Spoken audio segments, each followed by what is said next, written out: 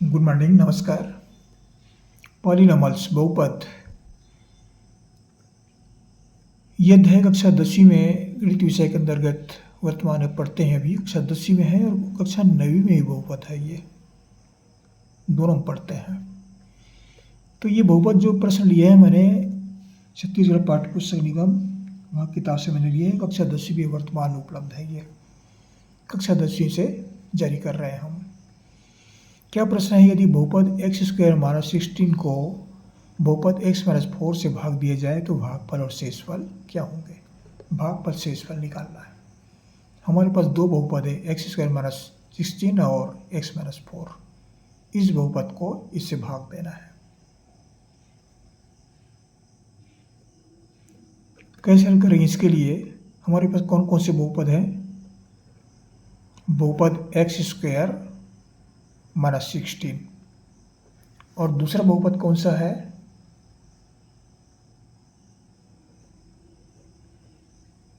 x - 4। ये दो बहुपद हैं। इस बहुपद को इस बहुपद से भाग देना है। क्या करना है? भाग देना है। और भाग देकर बताना है कि शेषफल और भागफल क्या होंगे। तो जिस बहुपद को भाग देना है उसको पहले लेते हैं हम।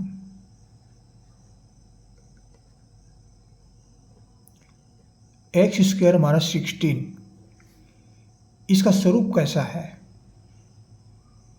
अब देखिए, इसको हम क्रम से लिखते जाते हैं, क्रम से। ये x का बहुपद है तो इसको हम क्रम से लिखेंगे। क्रम से कैसे लिखेंगे?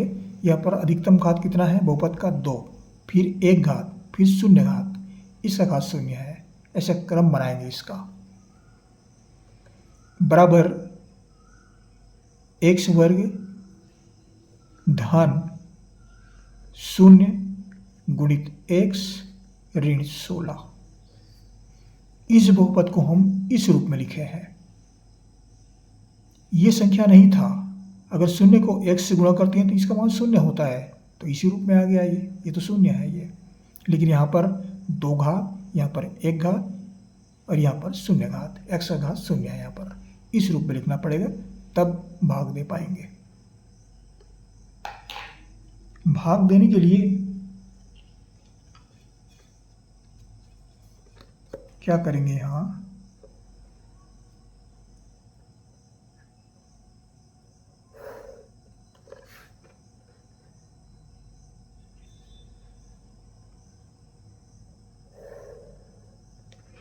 इस तरह से एक कॉलम तैयार कर देते हैं।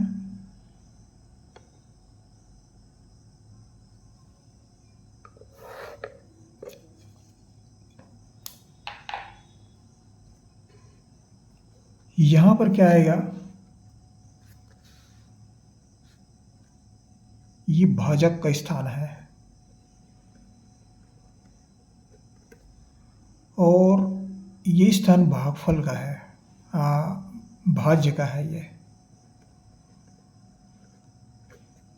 और ये स्थान भागफल का है। अब भाजक क्या है?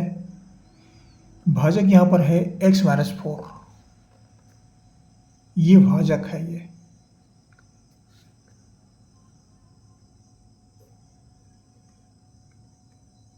और ये क्या है? ये भाज्य है ये।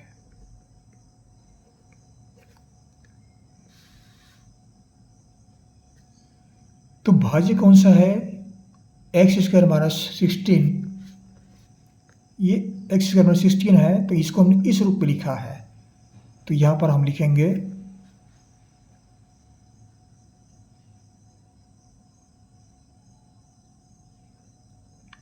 x² + 0 इंटू x - 16, इसको हमने लिखा है। अब यहाँ पर भाजक क्या है? x - 4।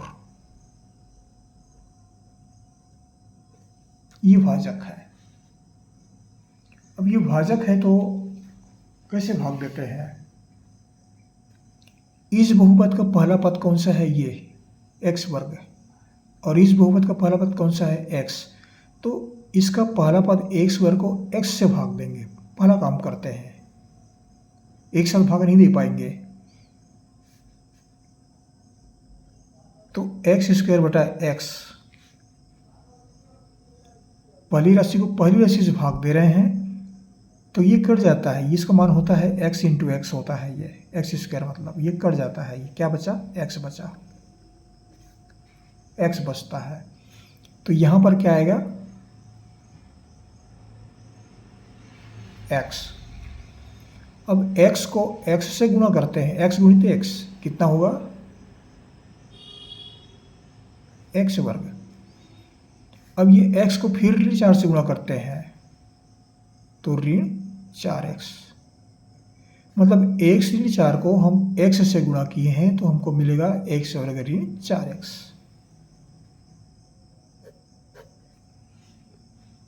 अब घटा देते हैं तो यहाँ पर ऋण आएगा, यहाँ पर धन है, चिन्ह छिपा हुआ है, यहाँ ऋण है तो यहाँ पर धन आएगा। घटते समय चिन्ह में परिवर्तन करते हैं, ये दोनों मान बराबर हैं, ये भी एक एक्स वर्ग है, ये भी एक एक्स वर्ग, ये दोनों कट जाते हैं, बराबर हैं ये धन शून्य एक्स है तो इसका मान शून्य है। अब इसको हम ऋण 4x नहीं पढ़ेंगे, ये इसका चिन्ह धन हो गया, तो यहाँ पर हम लिखेंगे धन 4x। ऋण 16 को नीचे उतारते हैं, ये ऋण 16। अब हमको दूसरा बहुपद फिर प्राप्त हो गया, 4x - 16, ये दूसरा बहुपद प्राप्त हो गया। तो इसका पहला पद कौन सा है, 4x। 4x को इसके पहले पद से फिर भाग देंगे, 4x बटा 4,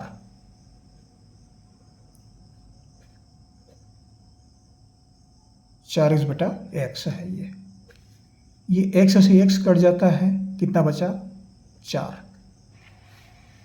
अब यहाँ चिन्ह धन है तो यहाँ पर धन 4।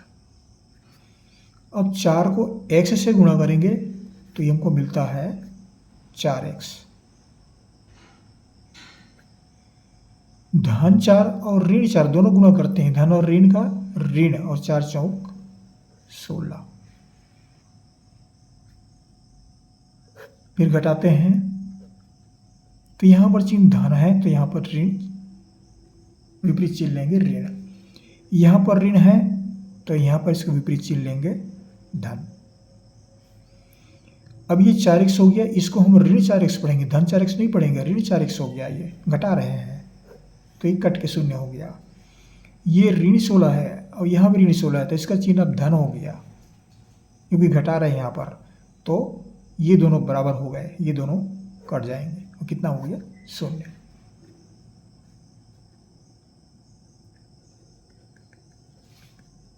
शेष फल क्या मिला, शून्य, और भागफल क्या मिला, x धन 4। तो उत्तर क्या हुआ,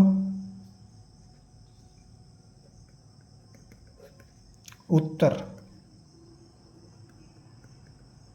भागफल बराबर x धन 4 और शेषफल बराबर, शेषफल का मान हमको प्राप्त हुआ 0।